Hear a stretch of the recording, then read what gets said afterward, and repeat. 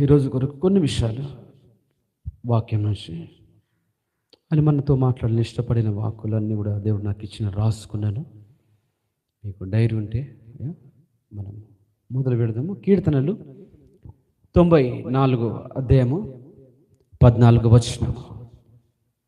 కీర్తనలు 94 అధ్యాయము 14 వచనంలో, యెహోవా తన ప్రజలను ఎడబాయువాడు కాడు, తన స్వాస్థ్యమును విడనాడు వాడు కాడు అనే వాక్యం ఇక్కడ రాయబడింది. కీర్తనలు 94:14. ఓకే, విందాం కొద్ది నిమిషాలు ఈ వాక్యము. యెహోవా తన ప్రజలను ఎడబాయువాడు కాడు, తన స్వాస్థ్యమును విడనాడు వాడు కాడు అనే మాట ఇక్కడ రాయబడింది. ఇదే వాక్యము రిఫరెన్స్ బైబిల్లో నేను చూసినప్పుడు, యెహోవా తన ప్రజలను విడిచిపెట్టడు, తన సొత్తును విసర్జించడు అని రాయబడింది. ఆ కీర్తనలో ఉన్న మాట కొంచెం నీకు అర్థమే కాకుండా ఇప్పుడు ఆ రిఫరెన్స్ బైబిల్ ఉన్న ఈ మాట నీకు అర్థమవుతుంది. యెహోవా తన ప్రజలను విడిచిపెట్టడు, తన సొత్తును విసర్జించడు అనే మాట ఉంది. ఈ మాట నాకు ఇంకొంచెం మంచిగా అనిపించింది. దేవుడు మనుషులను ఎంత ప్రేమిస్తాడు, ఎంత ధైర్యపరుస్తాడు, ఆదరిస్తాడు అనే విషయాలన్నీ కూడా ఈ వాక్యం నాకు అర్థమైంది.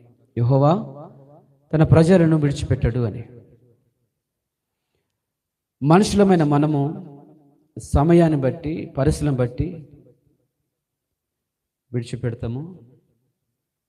అది యోసేపు జీవితంలో మనం చూస్తాం. కీర్తన 94:14 ఆ మాట, యెహోవా తన ప్రజలను ఎడబాయువాడు కాడు అని. ఎడబాటు అనేది ప్రతి జీవిలో చూస్తాము, మనిషిలో కూడా చూస్తాము.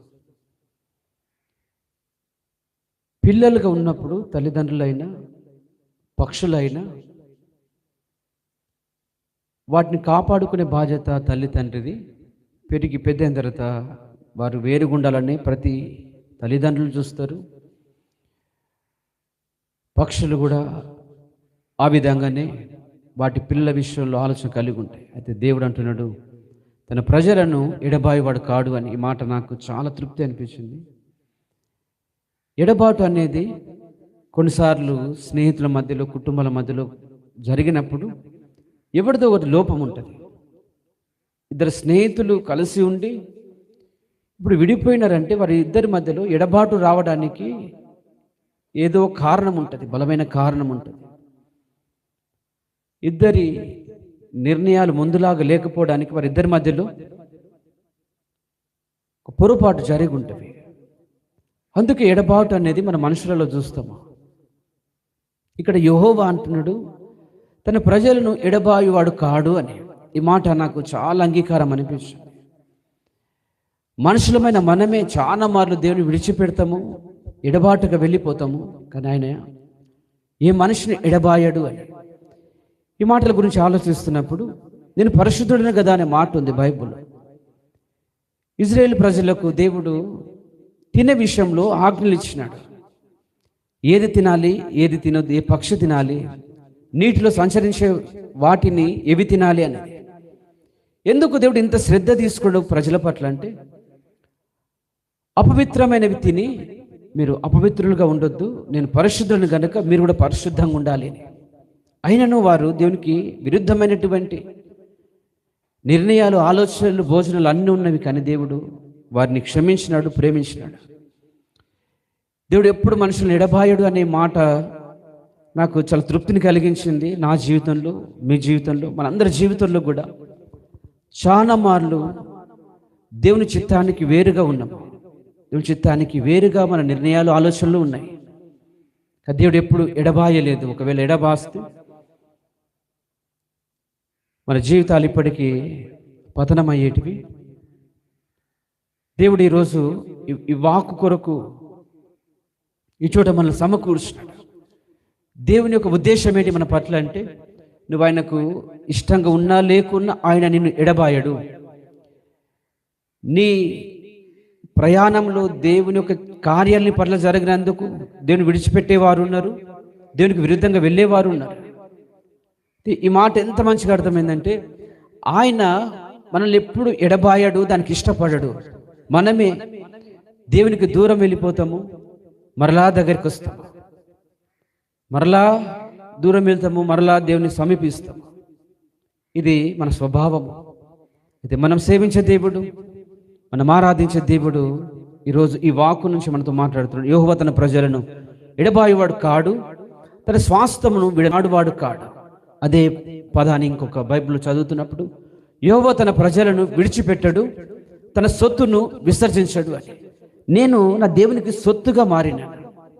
అది నేనైనా నువ్వైనా, తన రక్తంలో కడగబడిన ప్రతి ఒక్కరు కూడా మనము దేవునికి సొత్తు అయినాం. 1 కొరింథీయులకు రాసినటువంటి పత్రిక, దానికి ముందు హెబ్రీయులకు రాసిన పత్రిక 13:5 నిన్ను ఏ మాత్రమును విడువను, నిన్ను ఎన్నడు ఎడబాయను అనే మాట ఉంది అక్కడ. ఇవన్నీ కూడా దేవునిపై విశ్వాసాన్ని పెంచుతాయి. దేవుని వెంబడించడానికి, దేవుడు ఎంత నమ్మదగిన వాడు తెలవడానికి ఈ వాక్యం మనకు ఆధారమై ఉంటుంది. హెబ్రీయులకు రాసిన పత్రిక 13:5 రాయబడి, నిన్ను ఏ మాత్రమును విడువను అంటాడు. ఏ మాత్రమును అంటే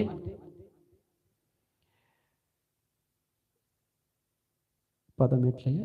ఏ మాత్రము విడువను అంటే ఎప్పుడు ఆయన మనతో ఉంటాడు. మనతో ఉంటాడనే మాట యోసేపును ఈ ఆరాధనలో జ్ఞాపకం చేస్తాం కదా. తల్లిదండ్రులు దూరమైనాడు యోసేపుకు, అన్నలు కూడా దూరమైనాడు. దేవుడు ఒక్కడే యోసేపుకు తోడై ఉన్నాడు. యోసేపు గురించి చదువుతున్నప్పుడు దేవుడు యోసేపుకు తోడై ఉండెను అనే పదాలు చాలా మార్లు మనం చదువుతాం. దేవుడు తన ప్రజలను ఎడబాయడు, విడువడు. ఈ మాట దేవుడు మన జ్ఞాపకం చేస్తున్నాడు. నేను ఎంత మాత్రమును విడువను అంటే, పరిశుద్ధంగా ఉంటే, దేవునికి ఇష్టంగా ఉంటే, ఒకవేళ ఈ వాక్యం మన పట్ల జరుగుతుందేమో. అయితే దేవునికి విరుద్ధంగా ఉంటే కూడా నా అంటే, అవును ఇప్పటికీ అట్లే ఉన్నాం కదా, మేము మళ్ళీ సాక్ష్యానికి పిలిస్తే నీ జీవితాన్ని బట్టి నీకు తృప్తి ఉందంటే తల ఎట్లా ఎట్లా ఎట్లా తిరుగుతుందా ఇప్పుడు మనది? కాదు అన్నట్టుంటుందా, అవును అన్నట్టుంటుందా? ఇవి నా మాట అర్థమైంది మీకు? ఇప్పుడున్న ఈ జీవితాన్ని బట్టి నీ దేవునికి అంగీకారంగానే ఉందా, నీ దేవుడు సంతోషపడుతున్నాడా నేను ఒకవేళ నిన్ను అడిగితే మీ జవాబు ఏముంటుందయ్యా? ఉంటుంది ఎట్లా ఉంటుంది? ఎట్లుంటుందయ్యా? ఇష్టంగా ఉన్నామా, ఇష్టంగా లేమా? ఛాయ పోస్తున్న తర్వాత అయ్యా మాట్లాడుకో ఎలియాజర్, దేవునికి ఇష్టంగా ఉన్నామా, దేవునికి అయాసకరంగా ఉన్నామా?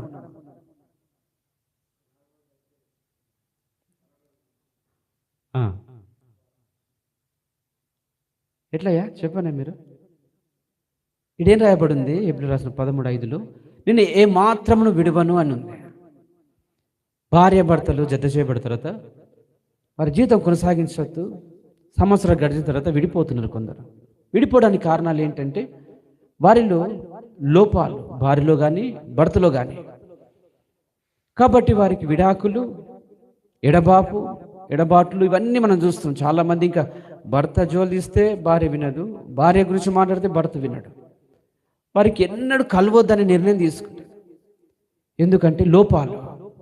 ఇప్పుడు మనలో లోపాలు ఉన్నాయా లేవయ్యా? దేవునికి ఇష్టంగా ఉండడానికి మన విధానం అంతా దేవునికి ఇష్టంగా ఉందా? లేదు. అయితే ఈ వాగ్దానము ఇది నమ్మదగినది అని నేను రాసుకున్నాను. నిన్ను ఏ మాత్రము విడువను అని రాయబడింది. ఏ మాత్రము విడువను అనే మాట ఇది నాకు ధైర్యాన్ని కలిగించింది, తృప్తిని కలిగించింది గడిచిన సంవత్సరాలలో.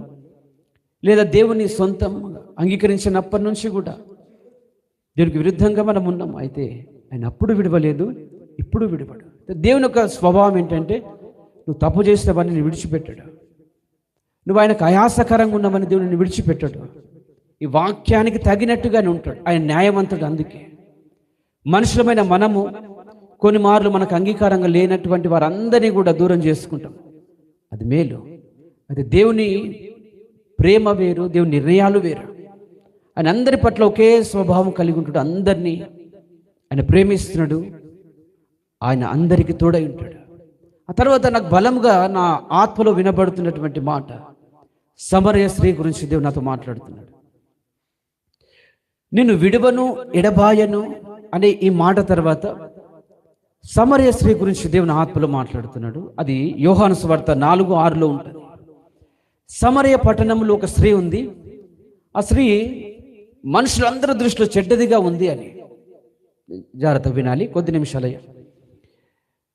సమరయ పట్టణంలో ఒక స్త్రీ ఉంది. ఆమె మనుషులందరి దృష్టిలో చెడ్డదిగా ఉంది అని.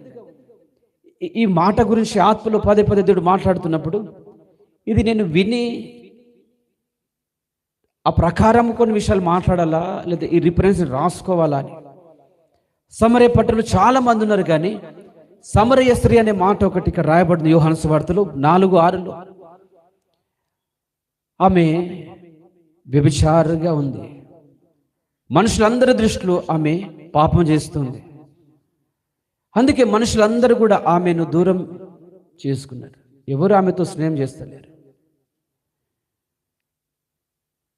ఈ 6వ వచనంలో యేసు ప్రయాణము వలన అలసి ఉన్న రీతిని ఆ బావి యొద్ద కూర్చుండెను అని రాయబడింది. ఆ బావి యాకోబు బావి అని పై వచనం రాయబడి ఉంటుంది. అప్పటికి ఇంచుమించు 12 గంటలాయను అని రాయబడింది. అది మధ్యాహ్న సమయము, 12 సమయము. దేవుడు యాకోబు బావి దగ్గర ఉన్నాడు. ఎందుకు ఒక్కడే అక్కడ ఉన్నాడు? శిష్యులు ప్రభుతో లేరు. ఆ టైంకు ఈ సమరయ పట్టణంలో ఉన్నటువంటి స్త్రీ నీళ్లు చేదుకోవడానికి వస్తుంది. ఈ విషయాన్ని నా ఆత్మలో ప్రభు మాట్లాడుతున్నాడు. నిన్ను విడువను ఎడబాయను అనే మాటను ఆత్మలో మాట్లాడుతూ, ఆయనకు ఇష్టంగా ఉన్న వారిని మాత్రమే దేవుడు ఎడబాయడా, ఆయనకు విరుద్ధంగా ఉన్న వారందరినీ కూడా దేవుడు విడిచిపెడతాడంటే అప్పుడు సమరయ స్త్రీ గురించి మాట్లాడుతున్నాడు. సమరయ స్త్రీ మనుషులందరి దృష్టిలో చెడ్డదిగా ఉంది, వేషలా ఉంది.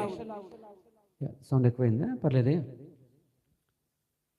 ఆ స్త్రీ కొరకు ప్రభువైన యేసుక్రీస్తు చాలా సమయం ఎదురు చూస్తున్నాడు యాకోబు బావి దగ్గర. ఆ బావి దగ్గరికి నీళ్ళు చేదుకోవడానికి రావాలి అందరూ. ఎవరు నీళ్ళు చేదుకున్న ఉదయమే వచ్చి చేదుకుంటారు. ఉదయము వారి పనుల నిమిత్తం నీళ్ళు తీసుకొని వెళ్ళిపోతారు. అయితే ఈ మొక్కతే మధ్యాహ్నము సమయం వస్తుంది. మధ్యాహ్నం టైంలో ఏ ఊర్లో అయినా నిశ్శబ్దం ఉంటాయి కదా. ఉదయకాలమే పనులకు వెళ్ళేవారు పనులకు వెళ్తారు, స్కూల్కి వెళ్ళేవారు స్కూల్కి వెళ్తారు. ఇంకెవరో ఒక్కరు మాత్రమే ఆ మధ్యాహ్నం కాలం తిరుగుతుంటారు. ఈ సమరయ స్త్రీ గురించి పదే పదే నా ఆత్మలో మాట్లాడుతున్నాడు. దేవుడు నన్ను ఎంత ప్రేమిస్తున్నాడు అంటే, ఆయన ఎప్పుడు నన్ను ఎడబాయడు అనే మాట నాకు పదే పదే నా ఆత్మలో వినబడుతుంది. ఎడబాపు వాడు కాడు, ఆయన నన్ను ఎడబాయడు నా దేవుడు అని. ఇంత మంచి దేవుని మనం కలిగి ఉన్నాము, ఇంత మంచిగా ప్రేమించే దేవుని మనం కలిగి ఉన్నాము. ఆయన ఎప్పుడు విసర్జించడు నన్ను. నేను ఆయన దృష్టికి మంచిగా ఉంటే ఇంకా వాడుకుంటాడు. ఒకవేళ చెడ్డగా జీవించడం నన్ను విసర్జించాడు, కానీ మంచి వ్యక్తిగా మార్చడానికి ఆయన ఇష్టపడతాడు. ఈ సమరయ స్త్రీ విషయంలో అదే చేసినాడు దేవుడు. అప్పటికి ఆమె చాలా మందితో పాపం చేస్తున్నదని వాక్యం రాయబడింది. అందుకే మనుషులందరి దృష్టికి ఆమె అసహ్యంగా ఉంది. మనుషులు ఎవరు ఆమెతో స్నేహం చేస్తలేరని. దయచేసి ఇవన్నీ నేను ఎక్కడో చదవలేదు, కానీ ఈ ఉదయకాలము దేవుడి సమరయ స్త్రీ గురించి పదే పదే నా ఆత్మలో మాట్లాడుతున్నాడు. యెహోవా తన ప్రజలు ఎడబాయు వాడు కాడు అని. భూమి మీద ఉన్న ప్రతి మనుషులు కూడా ఆయన స్వభావములు ఉన్నవారే, ఆయన ప్రజలే. ఆయన ప్రజలు ఆయనకు సొంతమైన ప్రజలు. ఆయన రక్తంలో కడగబడిన వారు సొత్తుగా మారినట్టుగా మనం బైబిల్లో చూస్తున్నాము. సమస్త మానవులంతా కూడా ఆయన ప్రజలే. ప్రతి మనిషి కొరకు ఆయన ప్రాణం పెట్టినాడు, రక్తం చిందించినాడు. కాబట్టి యోహాను సువార్త 4:6 సమరయ స్త్రీ కొరకు ముందుగానే దేవుడు ఆ చోట వేచి ఉన్నాడు అని. అందుకే నేను ఎప్పుడు చెప్తున్నాను, మనము ప్రార్థన పెట్టుకుంటాం లేదా ప్రార్థన జరుగుతుంది అన్నప్పుడు ముందుగా ఉండడము అది మంచిది. ఈ చోట సమరయ స్త్రీ నీళ్ళు చేదుకోవడానికి రాలేదు, కానీ యేసు ప్రభువే ముందుగా చోట ఉన్నాడు అని. ఆమె కొరకు మధ్యాహ్న కాలంకి ఎవ్వరు ఉండరు ఆమెను విమర్శించడానికి కానీ, ఆమెను ఎగతాళి చేయడానికి కానీ, నువ్వు వ్యభిచారివని చెప్పడానికి ఇంకెవరు ఉండరు. కాబట్టి ఆమె మధ్యాహ్న కాలం అక్కడ రాయబడింది కదా, 12 సమయం అవుతుంది, 12 గంటలు మధ్యాహ్నం టైం. సమరయ స్త్రీ ఆ చోటుకు వచ్చినట్టుగా చూస్తాం. ప్రభువైన యేసుక్రీస్తు పరిశుద్ధుడు, ఆమె వేష. ఒకవేళ మన ప్రవర్తన కొంచెం నీటిగా ఉంటే కొంచెం అటు ఇటు ఉండే వారితో మాట్లాడడం, అంతేనా? నేను మంచిగా బ్రతుకుతున్నానని ఆ విధానం నాకు తెలిసినప్పుడు చెడిపోయే వారితో స్నేహం చేయము, వారితో మాట్లాడము కూడా. ప్రభువైన యేసుక్రీస్తుకు ప్రతి మనిషి ముఖ్యము. ఇది ఆయన ప్రేమ మన పట్ల. ఎందుకు సంవత్సరానికి ఒక నెల ఉపవాసం చేస్తున్నావు. ఉపవాసంలో నువ్వు దేవునికి ఇష్టంగా ఉంటున్నావు, మిగతా నెలలంతా కూడా ఆయనకు ఆయాసకరంగానే ఉంటున్నావు. అయితే దేవుడు నిన్ను ఎందుకు విడిచిపెడతలేడు? ఈ వాగ్దానమే, యెహోవా తన ప్రజలను ఎడబాయివాడు కాడు అని. యెహోవా తన ప్రజలను విడిచిపెట్టువాడు కాడు అని. విడిచిపెట్టాడు దేవుడు. అప్పుడు అపోస్తలుడైన పౌలు గురించి దేవుడు నా ఆత్మలో జ్ఞాపకం చేస్తున్నాడు. సమరయ స్త్రీ గురించి మాట్లాడుతూ, సమరయ స్త్రీ గురించి రాసుకున్న తర్వాత అపోస్తలుడైన పౌలు గురించి దేవుడు మాట్లాడుతున్నాడు. ఈ సమరయ స్త్రీతో ప్రభు మాట్లాడుతున్నప్పుడే శిష్యులు వచ్చినారు. ఎందుకు ఆమెతో మాట్లాడుతున్నావని శిష్యులు ఎవరు ఆయన ప్రశ్నించలేదని వాక్యం ఉంటుంది. వారు మౌనంగా అయిపోయినారు. ఆమె నీళ్ళు చేదుకుంటున్నప్పుడు ప్రభు అడిగినాడు, నాకు కూడా తాగడానికి నీళ్ళు ఇవ్వమని. ఆ తర్వాత 7వ వచనం రాయబడింది, సమరయ స్త్రీ ఒకతే నీళ్లు చేదుకుంటకు అక్కడికి రాగా, ఒకతే ఆమె వచ్చింది. నీళ్ళు చేదుకునేటప్పుడు తనకు బంధువులు ఉంటే రావాలి, మరి కొద్దిమంది ఇంటి పక్కల వారు ఎవరు లేరు, ఒకతే వచ్చింది. ఆ 16 వచనము నుంచి మనం చదువుకున్నప్పుడు ఆమెకు ఎంతమంది పెనిమిట్లు ఉన్నారో ప్రభు చెప్తాడు. దానికి ముందు అంటాడు, నువ్వు వెళ్ళి నీ పెనిమిటి తోలుకుంటా. నాకు ఎవరు లేరు అంటదా, నాకు భర్త లేడు. ఇప్పుడు ఉన్న వాళ్ళు ఎవరు? 5 మంది 6 మంది ఉందా అక్కడ? ఏముందయ్యా?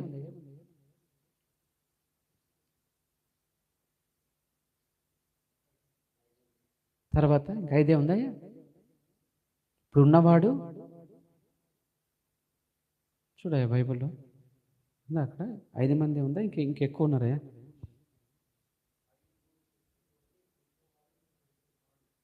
ఎంతమంది అయ్యారు? కొంచెం మంచిగా చెప్పండి. ఆకలి అవుతుందా? మంచి చదువయ్యా, మళ్ళీ చదువయ్యా.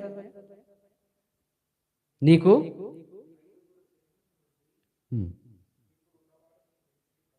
ఓకే 5 మంది ఉన్నారు, ఇప్పుడు ఇంకొకరు ఉన్నారు అంటున్నాడా?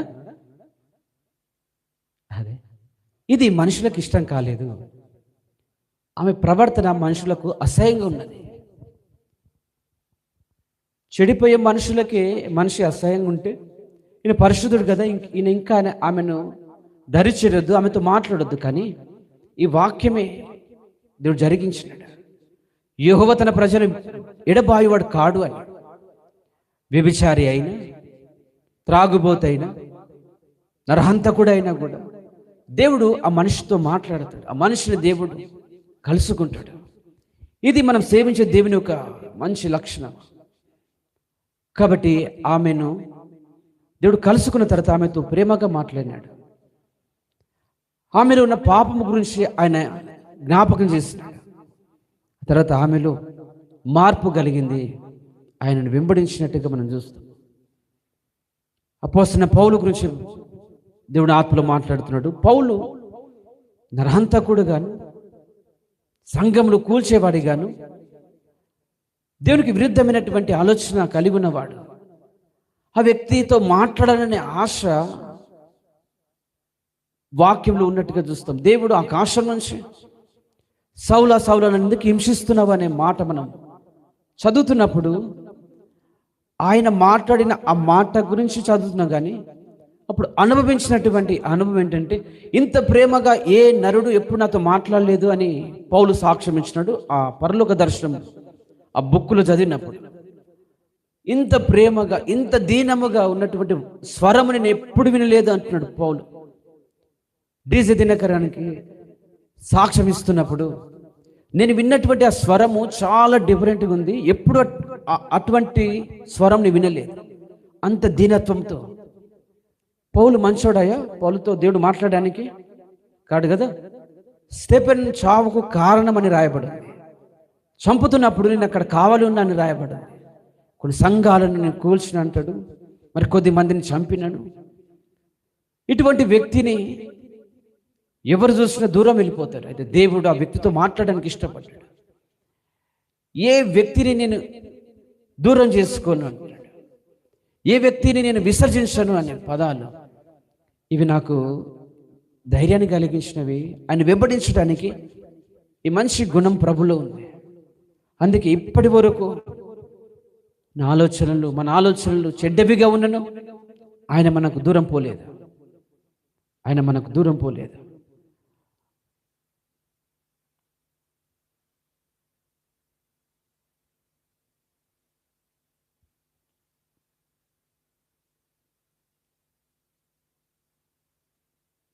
పాట వస్తుంది, కలిసి పాడుకుంది పాట. పాటల పుస్తకంలో ఉంటుందేమో చూడండి. దేవానికి స్తోత్రం.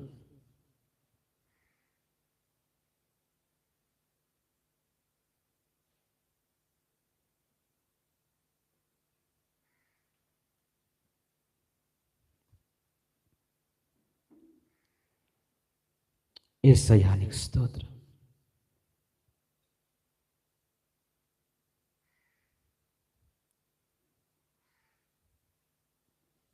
యాన్లో ఉంటుందో లేదో.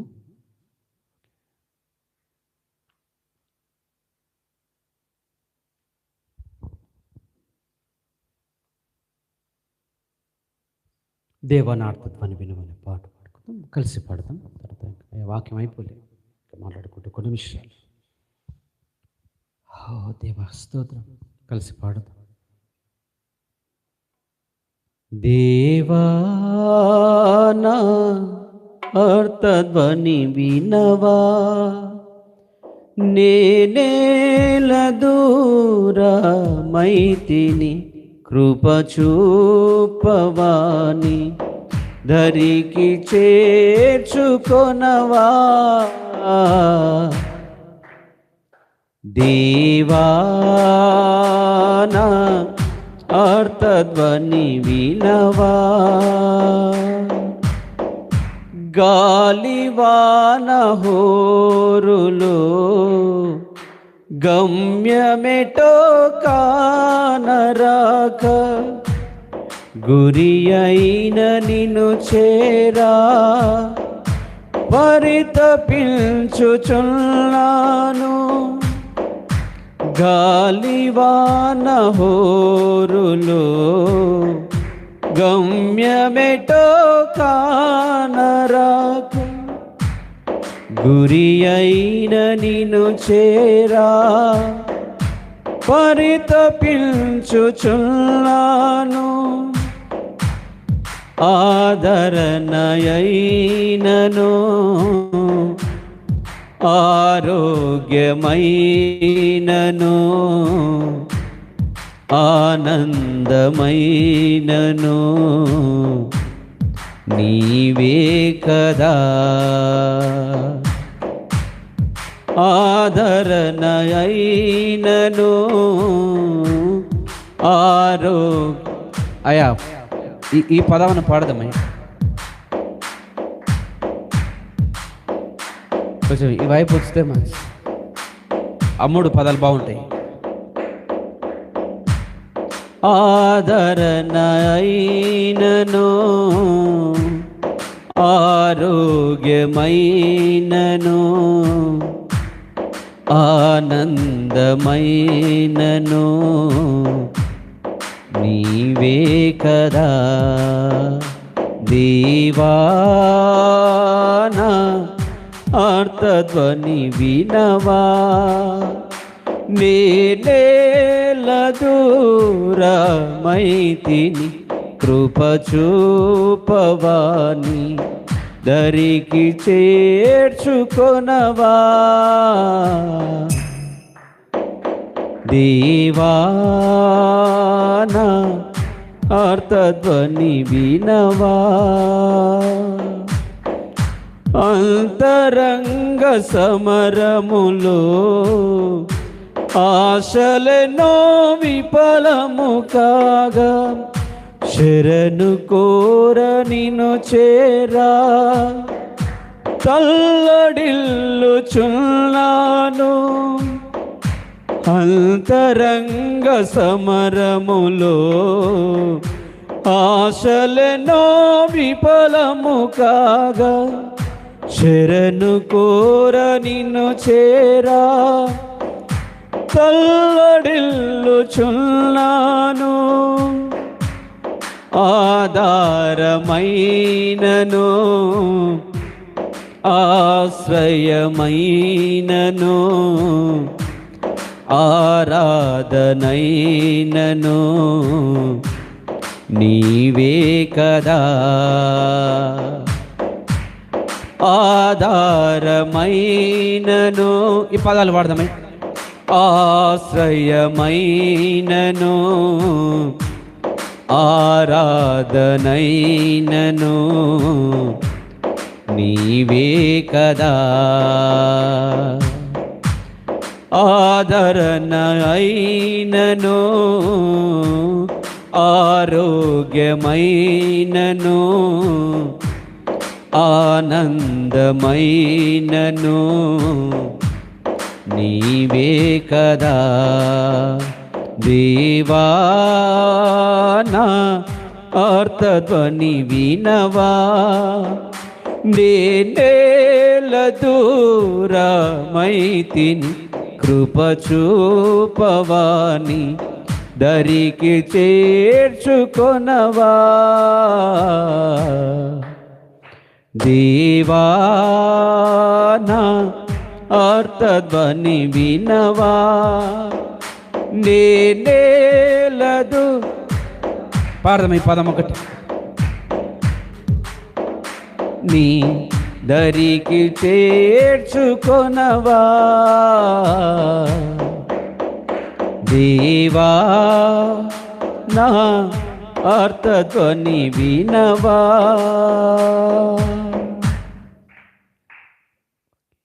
కొన్ని నిమిషాలు 1 కొరింథీయులకు రాసిన పత్రిక 7:23 ఈ చోట పౌలు అంటాడు, మీరు విలువపెట్టి కొనబడ్డవారు గనుక మనుషులకు దాసులు కాకూడి అని.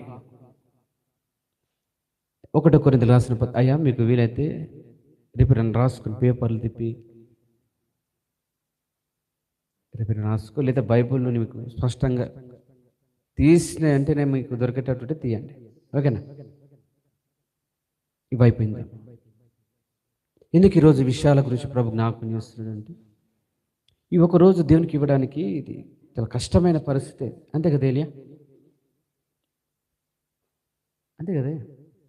ఒకరోజు ఇవ్వాలంటే, ఒకరోజు ఇట్లాగ కూడుకోవాలంటే కష్టమయ్యా. అందుకే రాత్రి ప్రార్థన గురించి దేవుడు మనతో మాట్లాడినాడు. ప్రార్థన చాలా ముఖ్యమైనది. మన జ్ఞానము, మన బలము, మన శక్తిని ఉపయోగించి మనము మంచి స్థితిలో ఉండాలనుకుంటాం. కానీ దేవుని ఎరిగిన వారముగా మనకు దేవుడు తోడు లేకపోతే మన ప్రయాస అంతా కూడా ఒక పూట తిని మరో పూట ఎదురు చూస్తే అంతగానే ఉంటుంది మన పని, మన ప్రయాస అంతా కూడా. ఒకవేళ దేవుడు తోడైతే మన పడ్డ ప్రయాస అది ఆశీర్వాదకరంగా మారుతుంది. ఒక గింజ విదితే అది గుత్తులుగా ఎట్లా వస్తుందో, దేవుడు మనకు తోడుంటే మన కష్టార్జితము అది ఆశీర్వాదకరంగా మారుతుంది. ఇక్కడ దేవునికి సమయం ఇవ్వడము అది మన జీవితంలో అది ఆశీర్వాదమే. విత్తుతున్న ఈ ఒక్కరోజు ఈ ప్రార్థన దేవుని దగ్గర గడిపే ఈ సమయము యథార్థంగా దేవుని ఆశ్రయించినప్పుడు, దేవుని ఆధారం చేసుకున్నప్పుడు మన ప్రయాసకు తగిన ప్రతిఫలం దేవుడిస్తాడు. కాబట్టి పౌలు అంటున్నాడు కొరింథీయులకు రాసిన పత్రిక 7:23 మీరు విలువ పెట్టి కొనబడ్డవారు గనుక మనుషులకు దాసులు కాకూడి అని. రాసుకునే విషయాలన్నీ కూడా పదే పదే ఆత్మలో దేవుడు మాట్లాడిన విషయాలు ఇవి. సమరయ స్త్రీతో దేవుడు మాట్లాడినాడు, ఆమె మంచిది కాదు.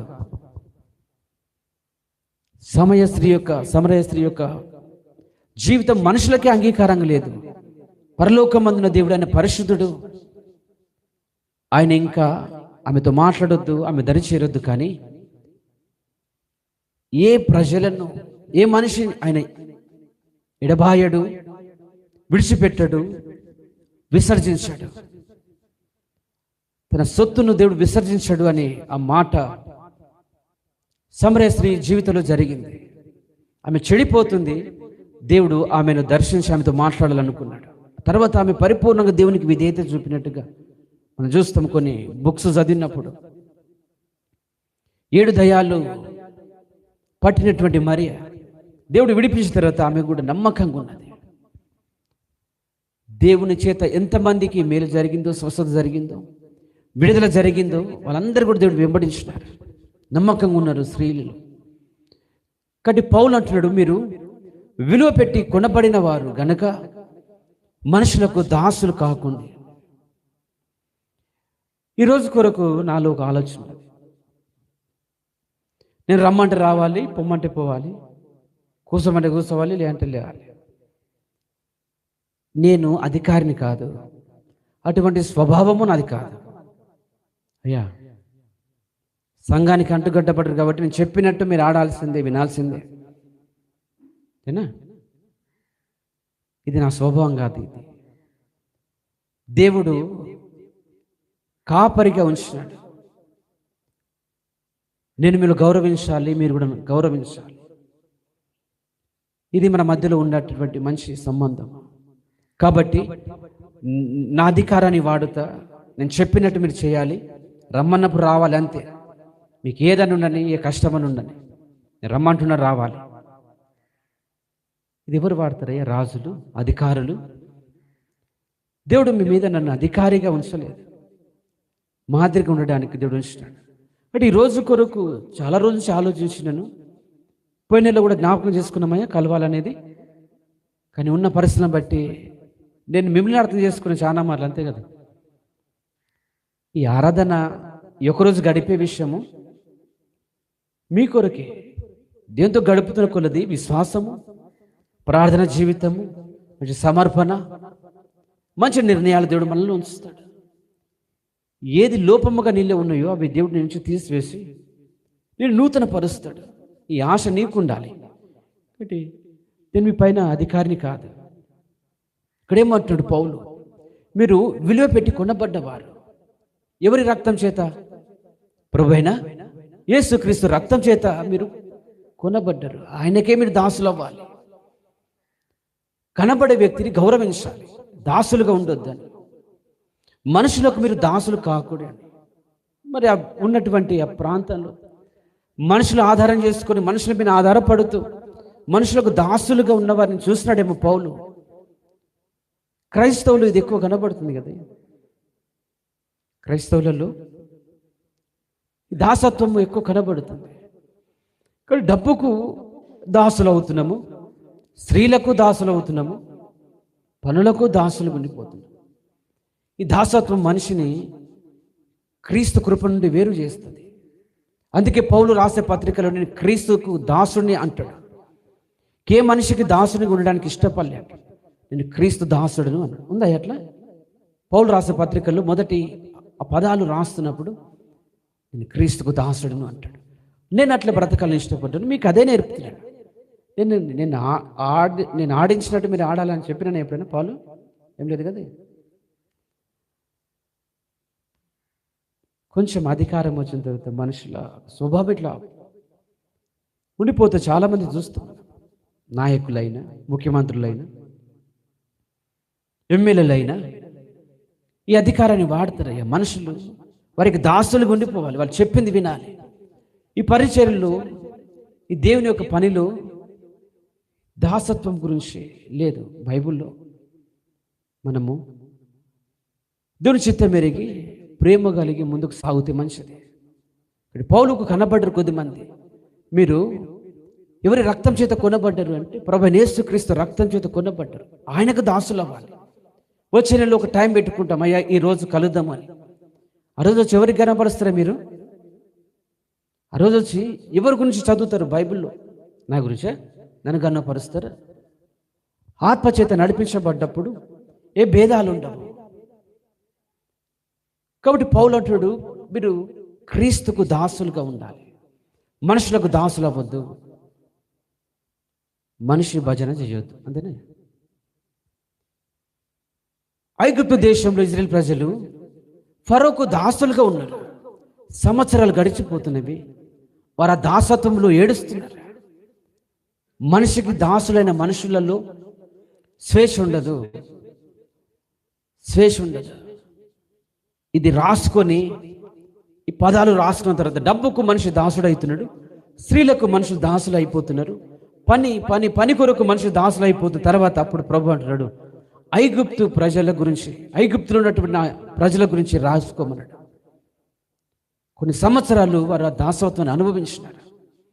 ఫరో కింద వాళ్ళు దాసులుగా ఉన్నారు. ఓ సమయం వచ్చింది, దేవుడు అంటున్నాడు, నేను వారిని విడిపించాలని, విడిపించడానికి మోషే నేను ఎన్నుకున్నాను. తన ప్రజలు ఏ మనిషికి దాసులుగా ఉండొద్దు, అది దేవుని చిత్తం. అది ఐగుప్తులో దాసులుగా ఉన్న ప్రజలు ఒక మూలుగు నేను విన్నాను. వారికి స్వేచ్ఛ లేదు. దాసత్వం అంటే ఏంటయ్యా? నీ పైన ఒకరు అధికారిగా ఉంటారు, వారు చెప్పింది చేయాలి, అది ఏదైనా. దాసత్వం అంటే అంతే. కాబట్టి ఇజ్రాయేల్ ప్రజల ఒక దుఃఖము, ప్రార్థన నేను విన్నాను. వారు దాసులుగా ఉండడం నాకు ఇష్టం లేదు. పై వచనంలో 94:14 యెహోవా తన ప్రజలను ఎడబాయువాడు కాడు, తన స్వాస్థ్యమును విడనాడువాడు కాడు. యెహోవా తన ప్రజలను విడిచిపెట్టడు, తన సొత్తును విసర్జించడు. నేను దేవునికి సొత్తు అయ్యా, దేవునికి సొత్తు. నువ్వైనా నేనైనా తన రక్తంలో కడగబడిన ప్రతి ఒక్కరు కూడా దేవునికి సొత్తు. దేవునికి మాత్రమే మనం విధేయులం అవ్వాలి, దేవునికి మనం దాసులుగా ఉండాలి, దేవుడు చెప్పిన ప్రతి మాట వినాలి. ఇది మనిషి నుంచి వచ్చే ఈ దాసత్వం మనిషిని చెడగొడుతుంది. కాబట్టి ఈ ఐగుప్తులో ఉన్నటువంటి ఇజ్రాయేల్ ప్రజలు సంవత్సరాల కొలది ఫరోకు దాసులుగా ఉన్నారు. మోషే వెళ్ళిన తర్వాత మోషే ఇచ్చినటువంటి నిర్ణయాల ప్రకారం ఇజ్రాయేల్ ప్రజలు కొంచెం అతిశయించిన తర్వాత వారికి శ్రమ పెరిగింది. ఇంకా ఏమంటాడు ఆయన? నేను మీకు గడ్డి ఇవ్వను అంటాడు. ఏం చేయడానికి? ఇటుకలు చేయడానికి నేను గడ్డి ఇవ్వను. నేను గడ్డి ఇచ్చినప్పుడు మీరు ఇటుకలు అయితే ఎన్ని చేసినారు రోజుకి, ఇప్పుడు కూడా మీరు అట్లా చేయాలి. మీరు వెళ్ళాలి, గడ్డి ఏరుకొని రావాలి, అవే ఇటుకలు చేయాలంటే. ప్రభు అది మా వల్ల కాదంటే ఈపులు వలుగుతాయి. ఉందే బైబిల్ అట్లా చదువుకున్నదే, చెప్పినట్టు వినాల్సిందే. మోషే మాటలు పట్టుకొని నా మీద తిరుగుబాటు చేస్తారు, ఇక్కడి నుంచి వెళ్ళిపోతాను చెప్తారా. కాబట్టి మీకు ఇదే శిక్ష. వాళ్ళు దాసులు కదా, వినాల్సిందే. చాలా కష్టమైనా కూడా వారు వెళ్ళి గడ్డి కోసుకొచ్చుకున్నారు, మరలా ఇటుకలు చేసినారు, వాళ్ళు ఏడ్చినారు. చూడు, ఈ దాసత్వం నుంచి పూర్తిగా విడిపించాలి. ఇది దేవునికి ఉన్నటువంటి నిర్ణయం తన ప్రజల పట్ల. ప్రార్థన వాక్యానికి అంటే కూడా మనం ఎక్కువగా మన జీవితాన్నే మనం ఎక్కువ ధ్యానిస్తున్నాము. మన జీవితాలలో ఏదైతే చేస్తున్నామో దాని మీద ఎక్కువ శ్రద్ధ నిలిపినాము. అయితే దీనికి అర్థం ఏంటంటే నువ్వు దానికి దాసుడు అయినావు, అంతేనా? అదే ఒకరికి ఎంత చెప్పు జరదా పెడుతూనే ఉంటాడు. జరదా ప్యాకెట్ మీద ఏముంటుంది? ఎంత చెడిపోయినట్టు ఉండదు. అది కొరికేసింది, క్యాన్సర్ వస్తుందని కూడా ఉంటుంది. కానీ వాడు దానికి దాసునైన చేత అది దాని మీద ఉన్నట్టుగా వీనికి అయ్యేంత వరకు వాడు ఒక నిర్ణయం తీసుకుంటాడు. ఏ నిర్ణయం? దాని మీద ఉన్నట్టుగా నాకు అయ్యేంత వరకు నేను వదిలిపెట్టాను అంటాడు. తిని తిని తిని తిని ఇక్కడ క్యాన్సర్ వస్తుంది, అప్పుడు విడిచిపెడతాడు.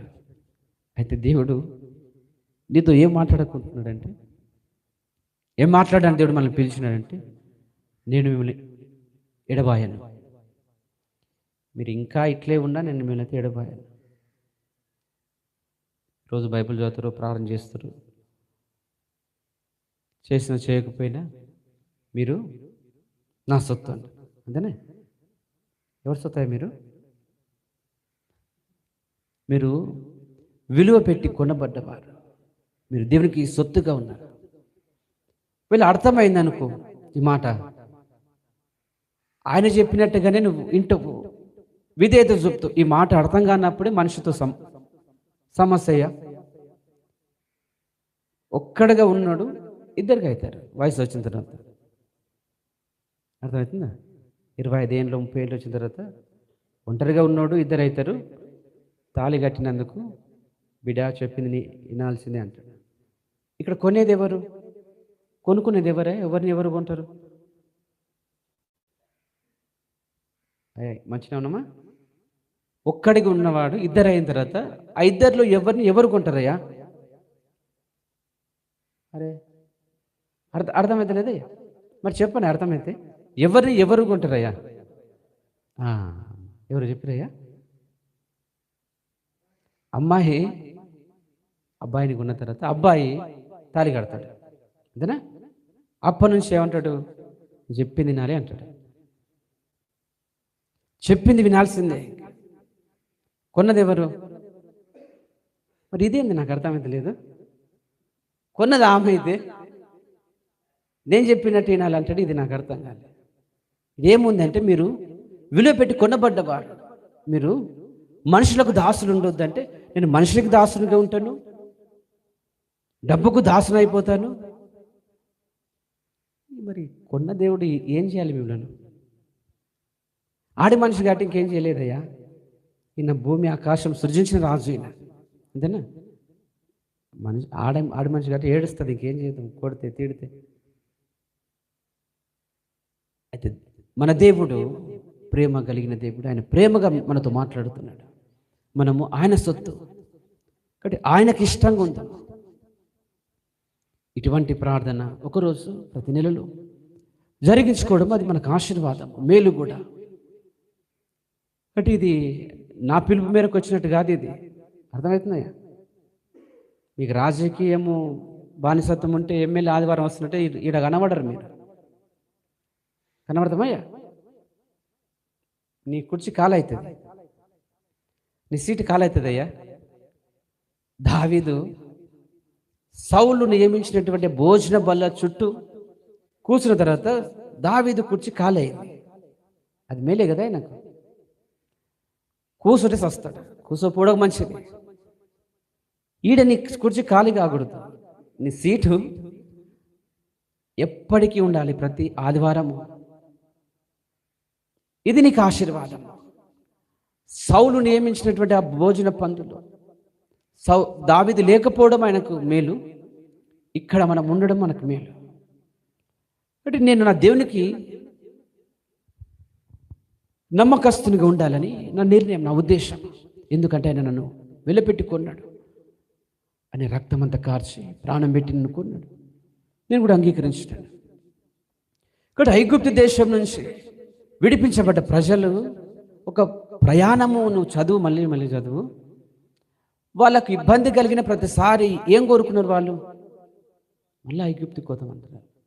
అదిగా ఒక నేర్పరుచుకుంటారు, ఒక వ్యక్తిని వాడితో మాట్లాడుకుంటారు. మళ్ళీ మేము ఐగుప్తుకి వెళ్తాం. మోషకి ఎంత కోపం వచ్చి ఉంటుందో, ఎంత విసుగొచ్చి ఉంటుందో మోషకు.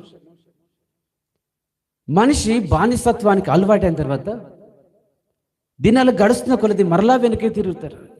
ఇదే మనలో ఉన్న పరిస్థితి. ఎందుకు ఈ ఆరాధన అంటే ఆ బానిసత్వం నుంచి విడుదల కావడానికి. ఇప్పుడు ఒకరోజు ప్రార్థన కొరకు వచ్చిన తర్వాత మనం దేనికి ఎక్కువ బానిసలు అయిపోయినాం? రాత్రి చెప్పండి అయ్యా, దేనికి? నిద్రపోకూడదా అంటే రోజంతా అదేగా చేసేది. ఈ ఒక్క రోజు అని ఎందుకు మెలుకువతో ఉన్నాం మనము అంటే? ఇప్పుడు నీకు అర్థం కావడానికి చెప్తున్నాను. దేనికి ఎక్కువ బానిస అయిపోయినామంటే నిద్రకే. ఒకరోజే కదా, 21 రోజులు ఉపాసం కాదు ఇది. ఒకరోజు మనం దేవునికి ఇవ్వాలని ఇష్టపడ్డాము, అది ఉపవాసంతో రావాలనుకున్నాం. 12 నుంచి మళ్ళీ 12 గంటల వరకు నీకు ఆశ ఉండాలి, దేవునితో గడపాలని. విడిచిపెడితే పంతం నాయన, అట్లే గాలి రాత్రి, అంతే కదా, స్వేచ్ఛగానే కదా మనం. దేనికి బానిస అయినట్టు? ఇప్పుడు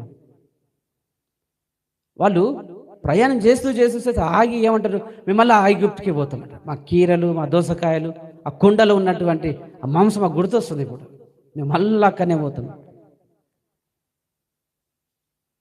మోషే తప్పుకో అంటాడు కదా దేవుడు. తప్పుకో మోషే, నేను వీళ్ళను ఒక్క దెబ్బకు చంపిపారేస్తాను. ఆ బానిసత్వము మనిషిని వెంబడించింది. చివరికి అరణ్యంలోనే వాళ్ళు రాలిపోయినట్టుగా మనం చూస్తాం.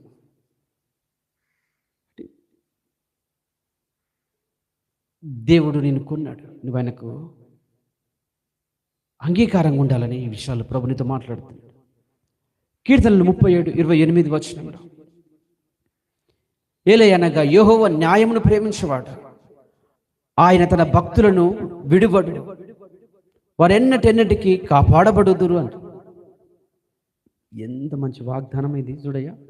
ఏలయనగా యెహోవా న్యాయమును ప్రేమించేవాడు, ఆయన తన భక్తులను విడువడు, వారెన్నటెన్నటికీ కాపాడబడుదురు అన్నది. నా జీవితంలో జరిగింది ఇదే కదా. ఆ రోజు రాత్రి 10 గంటలకు నా ప్రయాణంలో నాకు గుర్తులేదు ఆ ప్రయాణం అంతా అని చాలాసార్లు చెప్పిన, మళ్ళీ చెప్తున్నాను. అన్ని కిలోమీటర్లు ఎట్లా వెళ్ళిపోయినో నాకు తెలియదు. నాకు దెబ్బలు తగిలినవి, మరి నేను ఫోన్లు చేసినవి ఏవి నాకు జ్ఞాపకం లేదు. ఈ వాక్యం ఎంత నమ్మదగినది. ఏలయనగా యెహోవా న్యాయమును ప్రేమించేవాడు, ఆయన తన భక్తులను విడువడు అని. మనమంతా భక్తులమేనాయా? అయ్యా ఎవరమే మనంతా? ఏవేళనా భక్తులమేనా మనము? యెహోవా భక్తులమేనా? ప్రభువైన యేసుక్రీస్తుకు సొత్తుగా మారినాము. అవును, ఆయనను ప్రేమిస్తున్నాము, ఆయనను గణపరుస్తున్నాము.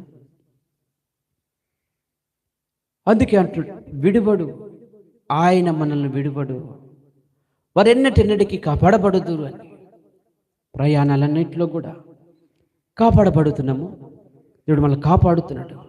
అయితే ఆ కింది వాక్యంలో ఉంది, కాపాడబడుదురు కానీ అని మాట ఇంకోటి ఉంది, షరతులు వర్తిస్తాయండి. ఇక్కడ భక్తిహీనుల సంతానము నిర్మూలమవుతుందని రాయబడు. భక్తిహీనుల సంతానము భక్తిగా ఉండి మళ్ళీ హీనమైన స్థితికి వెళ్ళే వారి కుటుంబాలు నిర్మూలమైపోతాయి. అప్పుడు నా ప్రభువు నా జ్ఞాపకం చేస్తున్నది సౌలు గురించి.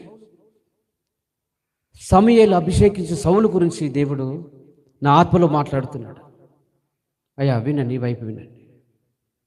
పైన రాయబడ్డ మాటలన్నీ చాలా బాగున్నాయి. ఏలయనగా యెహోవా న్యాయమును ప్రేమించేవాడు, ఆయన తన భక్తులను విడువడు, వారు ఎన్నటెన్నటికీ కాపాడబడుదురు కానీ భక్తిహీనుల సంతానము నిర్మూలమగును అని. అప్పుడు సౌలు గురించి దేవుడు నా ఆత్మలో మాట్లాడుతున్నాడు. సమూయేలు అభిషేకించినటువంటి సౌలును నా హృదయంలో దేవుడు జ్ఞాపకం చేసినాడు. ఒక వ్యక్తి మందిరానికి వస్తూ ప్రార్థనలు గడుపుతూ ఉపవాసాలు చేస్తూ మరొక వ్యక్తి మీద ఎందుకు పగ ఉంచుకుంటాడు? మరొక వ్యక్తిని చంపాలనే నిర్ణయం ఎందుకు ఉంటుంది?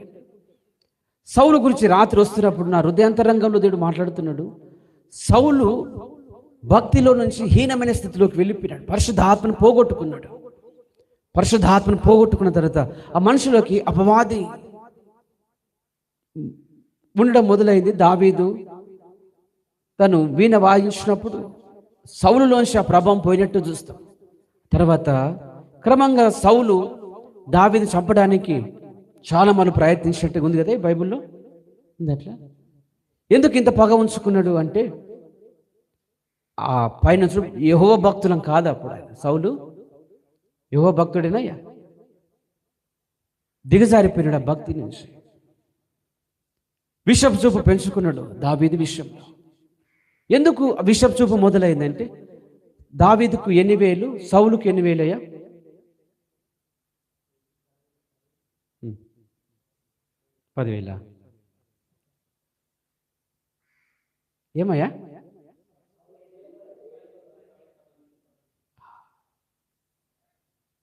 సౌలుకు దావీదుకు. అప్పటి నుంచి హృదయం చెడిపోయింది సౌలుకి. చూపు బిషప్ చూపుగా మారింది. బిషప్ చూపు అంటే ఆ వ్యక్తి ఉండొద్దు, చంపబడాలి. అప్పటి నుంచి మొదలైంది. సమూయేలు సౌలు అభిషేకించిన వ్యక్తి. సౌలు దేవుని ఆత్మతో నింపబడ్డ వ్యక్తి. కానీ ఎప్పుడైతే దావీదు విషయంలో తన హృదయం చెడిపోయిందో దేవుని ఆత్మ తనని విడిచిపెట్టి వెళ్ళిపోయింది. అయ్యా ఇర్మియా. అప్పటి నుంచి అపవాది తనలోకి నివాసముగున్నది. దావీదును చంపడానికి చాలా మార్లు వెంబడించినాడు. ఇదంతా కూడా దేవుని చేత అభిషేకించబడ్డ వ్యక్తిలోంచి జరుగుతుంది. క్రైస్తవులమైన మనము చాలామంది ఎందుకు కొందరిని చంపడానికి ప్రయత్నిస్తున్నారంటే వాళ్ళు భక్తిహీనులుగా ఉన్నారు. అప్పుడు వారి కుటుంబాలు, వారి సంతానం నిర్మూలమవుతుంది. సౌలు కుటుంబం అంతా కూడా నిర్మూలమైపోయింది. ఒకరోజు సౌలు కుమారుడు చనిపోయినారు. గుర్తుపెట్టుకు, ఎంత బాగా దేవుడిని ప్రేమిస్తున్నాడో, ఎంత బాగా నీ కొరకు వాక్యాన్ని దేవుడు గుర్తు చేస్తున్నాడో, అంత బాగా నువ్వు లోబడగలిగితే దేవుని యొక్క కృప నీ మీద అత్యధికముగా ఉంటుంది. సౌలు చంపడానికి వచ్చిన ప్రతిసారి దావీదు అంటాడు, నాయన అంటాడు. అంతే కదా, నా తండ్రి. దావీదులో దేవుని ఆత్మ ఇంకా ఉంది. ఆ ఆత్మ నడిపించబడుతున్నందు చేత చంపబడుతున్న సౌలు చూసి తండ్రి అంటున్నాడు. పరిశుద్ధ ఆత్మను పోగొట్టుకున్న తర్వాత మనిషి చెడిపోతాడు. ఆ తర్వాత ప్రార్థనలు చెడ్డవిగా అవుతాయి, చూపు చెడ్డదిగా మారిపోతుంది, నీ క్రియలు చెడ్డవిగా క్రీస్తుకు వీరుగా అయిపోతాయి. కాబట్టి పరిశుద్ధ ఆత్మను పొందుకున్న మనమంతా కూడా ఆ ఆత్మతో నిత్యం నడిపించబడాలి. భక్తిహీనుల సంతానం నిర్మూలమవుతుంది. ఇంత మంచి వాగ్దానాల పైన ఏలయనగా యెహోవా న్యాయము ప్రేమించేవాడు, ఆయన తన భక్తులను విడువడు. మనమే ఆయన భక్తులము. సౌలు కూడా ఆయన భక్తుడే, అంతేనా? ఆయన కొరకు బలు అర్పించాడు. మరి ఎవరు భక్తుడు ఇప్పుడు? సౌలు. గర్వించినందు చేత, అసూయ పడ్డందు చేత ప్రభు ఆత్మ ఆయనను విడిచిపెట్టి వెళ్ళిపోయింది. తర్వాత నిర్మూలం అయిపోయింది కుటుంబం. గలతీయులకు రాసిన పత్రిక 1:10 అపోస్తలుడు పౌలు అంటాడు, ఇప్పుడు నేను మనుషుల ధైర్యం సంపాదించుకొని చూచుచున్నానా అంటాడు. ఎవరికి ఉండాలి ఈ మనసు? రాజకీయ నాయకులకు ఉండాలి. ఇప్పుడు నేను మనుషుల ధైర్యం సంపాదించుకొని చూచుచున్నానా అని. ఎమ్మెల్యేని కలిసిన ప్రతిసారి, అధికారిని కలిసిన ప్రతిసారి మనుషులు వాడు దయ కోరుకుంటారు. ఏదన్నా వాగ్దానం చేస్తాడేమో, ఏదన్నా చెప్తాడేమో నా గురించి, మా ఊరు గురించి, రోడ్లు వేస్తా, ఇది శాంక్షన్ చేస్తా. మనుషు దయ కొరకు. పౌలు అంటాడు, ఇప్పుడు నేను మనుషుల దయను సంపాదించుకొని చూస్తున్నానా అంటే దేవుని దయను సంపాదించుకొని చూస్తున్నా. ఈ రెండు విషయంలో నేను ఎవ్వరికి దయ కోరుకోవాలి? నేనైనా మీరైనా. అయ్యా, మనుషుల దయ కావాలా, దేవుని దయ కావాలా మనకు? ఆశ వినబడుతున్నాయా? ఉన్నాం ఇక్కడనే.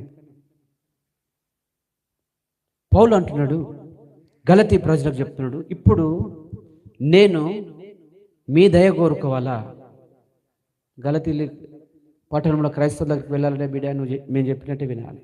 పౌలు గంట ప్రార్థన అంటే గంటనే ఉండాలి, గట్టిగా వాక్యం చెప్తే వద్దు అని వారు అట్లా మాట్లాడినప్పుడు మీ దయ నన్నైతే రానియరి. అంతే కదా, నన్నైతే రానియరి మీ దయ. ఇప్పుడు నేను ఎవరి దయ కోరుకోవాలంటాడు పౌలు? ఇరకాటంలో పడ్డాడు. ఇప్పుడు మీ దయ కోరుకోవాలా, దేవుని దయ కోరుకోవాలి? ఇంకేముంది కింద, నేను మనుషులను సంతోషపెట్టు కోరుచున్నానా? నేను ఇప్పటికీ మనుషులను సంతోషపెట్టువాడనైతే క్రీస్తుకు దాసుడు కాకయపోదును అంటాడు. నేను మనుషులను సంతోషపెట్టు కోరుచున్నానా అంటే మనుషుల గురించి వాక్యం ఉంది. ఈ చెవుల గురించి ఏం రాయబడి ఉంది? దురద చెవులు గలవారు ఎవరు?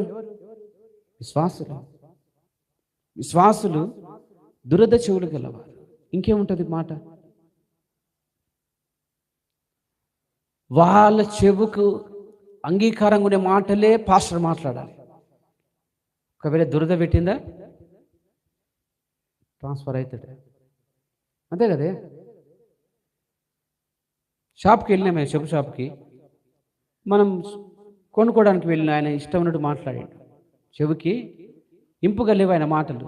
పోరాపో నువ్వు ఏ షాపే ఉందా అనుకున్నారు ఎప్పుడైనా? నన్ను అనిపోయిన వాళ్ళు ఉన్నారు షాప్లో. నీ షాపే ఉందా, మేము వేరే షాప్కి పోరాపో. బట్టల షాపులోకి వెళ్తే కూడా. కాబట్టి బట్టల షాప్లోకి యజమానులు, చెప్పుల షాప్లోకి యజమానులు వారికి ట్రైనింగ్ ఇస్తారు. అయ్యా జాగ్రత్త, మంచిగా మాట్లాడాలి, కస్టమర్తో మంచి రిసీవ్ చేసుకోవాలి. అంతే కదే. ఒక వ్యక్తి మంచి నీతో మాట్లాడితే నువ్వు మళ్ళీ వెళ్తావు అక్కడికి. నీ చెవులకు ఇంపుగల మాటలు వాడి నుంచి రాకపోతే ఆ షాప్ ముఖం ఎప్పుడు చూడవు, వద్దురు ఆ షాప్ అంటావు కదా. కాబట్టి నేను మనుషుల దయను సంపాదించగోరుచున్నాను అంటాడు. అందుకే ఈ వాక్యానుసారంగా మొదటి నుంచి మన పునాది ఇదే అయ్యా. నిన్ను సంపాదించుకోవడానికి నేను నీకు నచ్చినట్టుగా ఉంటే నేను క్రీస్తుకు దాసునిగా ఉండలేను. ఇప్పుడు నేను ఎవరిని సంతోష పెట్టాలి అంటే, నేను ఎవరికి సొత్తుగా ఉన్నానో, ఎవరు నన్ను కొన్నారో వారిని మాత్రమే సంతోష పెట్టాలి. వారికి మాత్రమే నేను విధేయుడిని కావాలి. నాకైనా నీకైనా కూడా మనుషులు సంతోష పెట్టేటువంటి పరిచర్య చెడిపోతుంది ఒకరోజు. కాబట్టి బ్రదర్స్గా మనము మంచి నిర్ణయాలను, మంచి స్వభావం కలిగి ఉన్నాం. పౌలు అనేక మందికి మాదిరిగా ఉన్నాడు. అనేక మందితో ఆయన మాట్లాడుతున్నప్పుడు మేము అధికారం కలిగి ఉన్నాము, కానీ మీ పైన అధికారం చేయడానికి దేవుడు మమ్మల్ని ఉంచలే అంటాడు. ఈ విషయాలన్నీ కూడా నా ఆత్మలో ప్రభు మాట్లాడుతున్నప్పుడు వాక్యానికి తగ్గట్టు ఉంటే దేవుడు వాడుకుంటాడు మనిషిగా.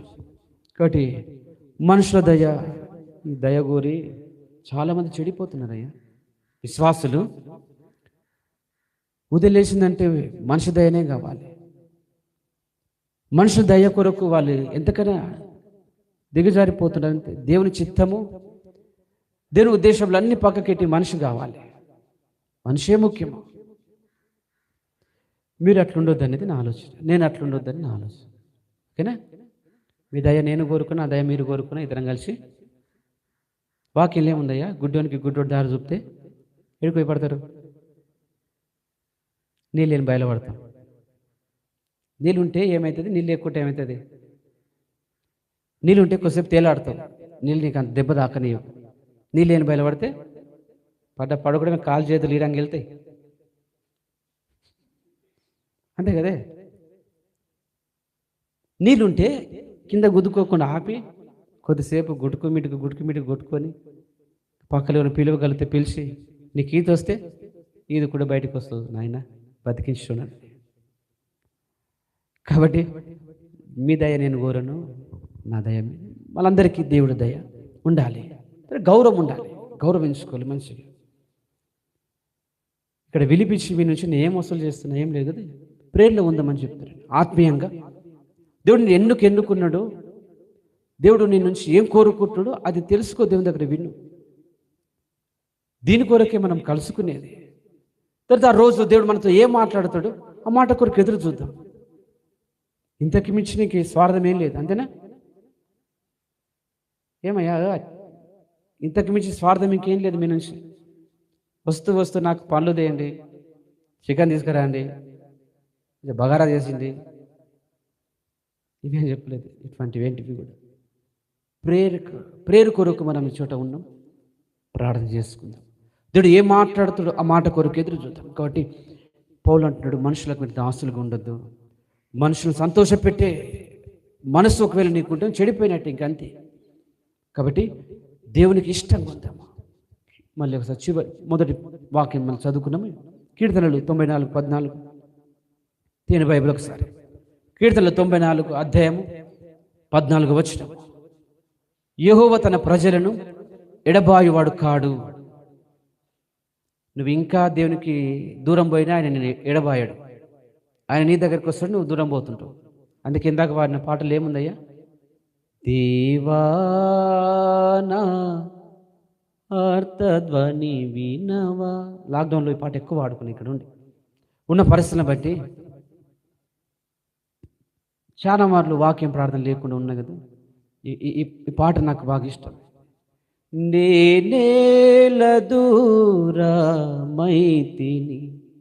కృప చూపవా అని కృప కొరకు ఎదురు చూస్తున్నాను. దేవుడు ఇంత బాగా నన్ను కాపాడి రక్షించి తన పని కొరకు పిలిచి కూడా చాలా మార్లు సమయం ఇచ్చే విషయంలో పొరపాటుగా ఉన్నందుకు మరలా చేర్చుకో ప్రభు అని అడిగాను. ఆదరణ, ఆశ్రయము, ఆనందము నువ్వే, నీలోనే ఇదంతా కూడా. కాబట్టి మనుషులకు నేను దాసునిగా ఉండొద్దు. మనుషులు సంతోష పెట్టేటటువంటి ఆ మనస్సు నాకు ఉండదు. గౌరవించాలి, ప్రతి మనిషి పట్ల మంచి గౌరవం ఉంచాలి, గౌరవించాలి, ప్రేమించాలి. ఒకరి పట్ల గౌరవము, తగ్గింపు కలిగి ఉండాలి, మంచి స్వభావం కలిగి ఉండాలి, యథార్థత కలిగి ఉండాలి. ఇవన్నీ ముఖ్యమే, కానీ దాసత్వం వద్దు. కాబట్టి నువ్వు వేటికి దాసునిగా ఉన్నావు దాని విషయంలో జాగ్రత్త. ఈ కీర్తనలో ఉన్న మాట ఇది. అయితే బైబిల్ రిఫరెన్స్ బైబిల్ అన్నమాట. యెహోవా తన ప్రజలను విడిచిపెట్టడు, తన సొత్తును విసర్జించడు అని. నన్ను ఎప్పుడు విసిరేయడు దేవుడు. విలువైనది కొన్న తర్వాత విసిరేసుకుంటాం ఎవరైనా? ఎవరు విసిరేయమయ్యా? యూజ్ అండ్ త్రో ఏవైనా కొనుక్కుంటే అవి వాడుకొని తీసిస్తాం. తర్వాత తెల్ల కాగితాలు తోడుచుకుంటాం కదయ్యా. బిర్యానీ తిన్న తర్వాత ఏం పేపర్లు అవి? టిష్ అయ్యా. నీవు దాంతో పోల్చబడాలి. నువ్వు విలువైన వాడు. దేవుడు నిన్ను అట్లా చూస్తున్నాడు. మనమేమో వాడుకోవాలి, దేవుని దూరం పోవాలి. ఎడబాటు రావాలి, మళ్ళీ కుదురుబాటు రావాలి. అంతే కదా? ఎడబాటు రావాలి, కుదురుబాటు కాలం రావాలి. ఇది గడిచిన దినాలు మన యాత్ర. ఇది దేవుడు మనల్ని ప్రేమిస్తున్నాడు. ఆయన మన పట్ల కృప చూపుతున్నాడు. సమరయ స్త్రీ మనుషులందరి దృష్టికి చెడ్డదిగా ఉన్నను దేవుడు ఆమె కొరకు ఎదురు చూస్తున్నాడు. కొద్ది సమయం ఆమె రాక కొరకు ఎదురు చూస్తున్నాడు. ఇది మనం సేవించే దేవుని యొక్క గొప్పతనము, ఆయన కనబరిచిన విధానం. అంటే మంచి దేవుని కలిగి ఉన్నాం. విడిచిపెడితే పంత అనే ఆలోచన తీసిపెట్టండి. ఓకేనా? ఎంతైతే టైము? ఎంతసేపు ఉంటాం ఇక్కడ మనం? అయ్యా 12 గంటల వరకు ఉంటాము. ఎవరు టైం ప్రేయర్ చేయాలో ఆ టైంలో మంచి ప్రేయర్ చేయండి. వ్యక్తిగత గడపండి. నేను ఎడబాయను అంటున్నాడు దేవుడు. నువ్వు నా సొత్తు అంటున్నాడు. కాబట్టి ఆయన తగ్గట్టుకుంటే మంచిది. పెళ్లి చేసుకునే నిన్ను చెప్పినట్టు వినాలే. భార్య భర్తల మాట్లాడవా ఇట్లా? వారి సంభాషణలు శనికి స్టార్ట్ అయ్యి విడాకుల కాడికి వస్తుంది. కాబట్టి మనము దేవునితో ఇటువంటి వాదన, ఇటువంటి ఆలోచన కలిగి ఉంటే విడిచిపెట్టిన తర్వాత ఏంటిది మన పేరు? భక్తిహీనుల కుటుంబం. అంతకుముందుకు భక్తుల కుటుంబం, తర్వాత భక్తిహీనుల కుటుంబం ఏమవుతుంది? నిర్మూలం అయిపోతుంది. కొంచెం భయం కలిగి ఉందాం. ఓకే, దేవుడు అందరినీ అపోస్తలులకు పిలుపుతో పిలుస్తాడు. నువ్వు చెప్పు, ఇట్లే చెప్పు అని. నువ్వు శ్రద్ధ లేకపోతే దేవుడు ఏం చేయలేడు. చురుగ్గా ఉండటం గొప్ప భాగ్యం అని ఉంది కదా. చురుకుగా ఉండడము వాక్యంలో ఉంది. చురుగ్గా ఉండడం గొప్ప భాగ్యం అనేది. దేవుని దగ్గర మంచి గడుపు. దేవుడు చెప్పే విషయాలు రాసుకో, అది నీ హృదయంలో ఉంచుకో. అది మనకు మేలు. ఇప్పుడు ఒక క్లారిటీ వచ్చింది. ఆయన నిడిపోయాడు. ఎట్లుంటే ఎడబాయాడు. కానీ నేను ఎడబాటుతో వెళ్ళిపోతా అంతే. సౌలు చావుకు కారణం సౌలే. అంతేనా? ఏమన్నాడు అబ్రహాం కెరీస్ గారు? పేగులు బయట పడ్డ సావు రాలేదంటే క్షమాపణ అడిగితే పేగులను బయట వేసి మళ్ళీ నీట్గా చేస్తాడు కదా దేవుడు అంటాడు. ఆయనకు అసాధ్యం ఇదేముంది? శనిగిన పొట్టను మళ్ళీ నీట్గా చేయగలడు ఆయన. పేగులు బయటపడ్డ తర్వాత ఎందుకు సావు రాలే ఆయనకు అని అంటాడు. నిజంగా కొందరు జీవితాలు క్రీస్తుకు దూరమైన కూడా మరణం సంభవించదు. వారికి మళ్ళా బుద్ధి దేవుడు ఉంచుతాడు, సజీవంగా ఉంచుతాడు. వారికి రాదు బుద్ధి. నెబుకద్నెజరు రాజుకు బుద్ధి వచ్చిందయ్యా దేవుని దయ వలన. కరెక్ట్గా 7 సంవత్సరాలకి నువ్వే చిరంజీవివి, నువ్వే నా పైన అధికారివి, క్షమించు. తర్వాత దేవుడు ఆయనను మళ్ళా దీవించాడు, హెచ్చించాడు. కాబట్టి మనం ఎప్పుడు దేవునికి ఇష్టంగా ఉండడానికి నిర్ణయం తీసుకుందాము. చదువుకున్న వాక్యం, మనము ఆయన సొత్తు, ఆయన మనల్ని ఎడబాయాడు, మనల్ని విసర్జించాడు దేవుడు. ఇంత మంచి దేవుడు మనం కలిగి ఉన్నాం. ఈ మాటలు దేవుడు దీవించిన కాక ప్రార్థన చేసుకుందాం. కాలం వస్తుంది. పరలోకమందున మా తండ్రి, నీకు వందనాలు. నీ వాక్కుకై కృతజ్ఞతలు, నీ ప్రేమకై వందనాలు. నిన్ను సంతోషపెట్టే వారిగా, నీ దయకోరు వారిగా మేము ఉండాలి. దీవించు బ్రదర్స్ అందరినీ స్వాధీనం ఉంచుకో. నువ్వు మమ్మల్ని ఎడబాయవో, నువ్వు మమ్మల్ని విసర్జించు. మేము మీ సొత్తు. నా తండ్రి, మీరు మాట్లాడి మాటలు కొరకు నీ ప్రేమ శాశ్వతమైనది మా పట్ల. నీ ప్రేమ శాశ్వతమైనది నాయనా. మనుషులు నీకు దూరం వెళ్ళిపోతారు తప్ప నువ్వెప్పుడు మనుషులను విసర్జించవు ప్రభా. ఎడబాయవు తండ్రి. నీ ప్రేమ ఉన్నతమైనది, శాశ్వతమైనది. అందుని బట్టి నీకు కృతజ్ఞత చెల్లిస్తున్నాను. క్రమంగా నీతో ఉండడానికి మాకు సహాయం చేయండి. మనం దీవించి మనం పూర్తి మీ స్వాధీనం ఉంచుకోమని కృతజ్ఞత చెల్లిస్తూ యేసుక్రీస్తు నామములో ఈ ప్రార్థనకు వేడుకొనిచున్నాము తండ్రి. ఆమేన్. మన తండ్రి అయిన దేవుని ప్రేమ, కుమారుడైన యేసుక్రీస్తు కృప, పరిశుద్ధాత్మ యొక్క అన్యోన్య సహవాసం ఇప్పుడు ఎల్లప్పుడూ సదాకాలము మనకు, మన కుటుంబాలకి, పరిచర్యకు ప్రభు కృపతోడై నడిపించునుగాక. ఆమేన్, ఆమేన్, ఆమేన్. అయ్యా ప్రైజ్ లార్డ్. మీ అందరికీ వందనాలు. Praise lord.